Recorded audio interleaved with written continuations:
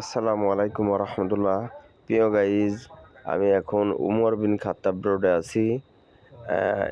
এটা হলো একটা মক্কা নগরী। পাহাড় কেটে রাস্তা বানানো হয়েছে। আশা করি আপনারা বুঝতে পারছেন কত সুন্দর একটা ভিউ। অপূর্ব অপূর্ব ভিউ। আপনারা যদি উমরাতে আসেন অবশ্যই এই উমর ইবনে খাত্তাব রোডে আসবেন। এই রোড দিয়ে আপনি কোথায় যাবেন? এখন সর্বপ্রথম যাবেন আপনি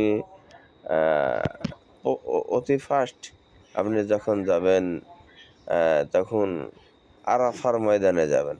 আরাফার ময়দানে যাবেন, তারপর আপনি জাবালে সুর ঘোরা যাবে, জাবালে নূর ঘোরা যাবে, জাবালে রহমত ঘোরা যাবে।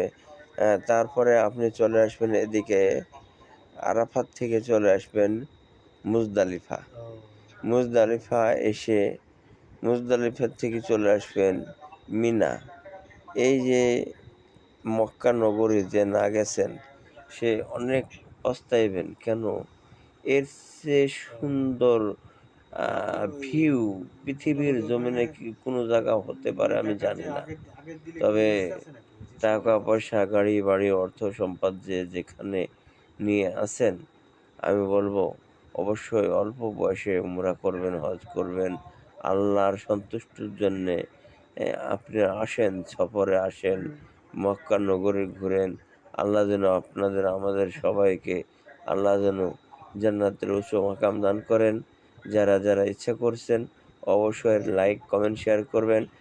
যারা যারা উমরায় হজ করার নিয়াত করছেন, বড় হজ করার নিয়াত করছেন, তাদের জন্য আমি দোয়া করি।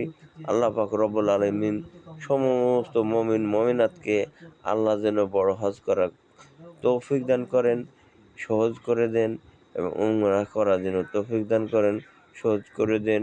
আমার দোয়ার থাকলো সারা পৃথিবীবাসীর জন্যে। আল্লাহ পাক রব্বুল আলামিনের প্রিয় নবী হুজুর আকরাম সাল্লাল্লাহু আলাইহি ওয়াসাল্লাম সমস্ত মানুষের জন্য দোয়া করেছে। বাবা আদম, মা হাওয়া থেকে শুরু করে এ পর্যন্ত যারা দুনিয়া থেকে বিদায় নিয়ে চলে গেছে, তারা সবাই যেন জান্নাতের উচ্চ মাকাম লাভ করেন। যারা আছে তাদের সবাইকে আল্লাহ পাক রব্বুল আলামিন যেন সুস্থতার সাথে নেক হায়াত দারাজ করেন। যারা দুনিয়ায় আসেন নাই, আসবে, তাদের সবাইকে যেন ঈমান আলা আমল আলা ইখলাসিন দিনের দায় বানাই দেন। জাযাকাল্লাহ খাইর।